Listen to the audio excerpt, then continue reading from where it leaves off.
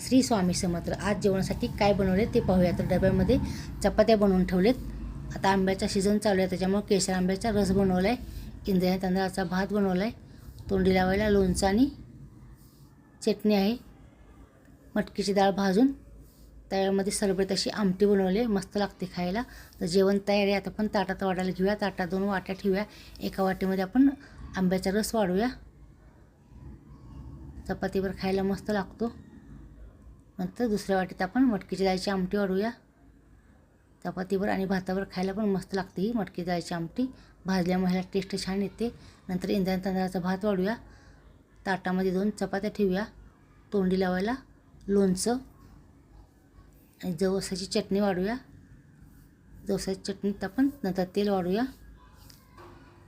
आंब्याच्या रसामध्ये आपण तुपाची धार सोडूया, त्याच्यामुळं रस खाल्ल्यानंतर बाधत नाही. तर जेवणात ताट तयार आहे.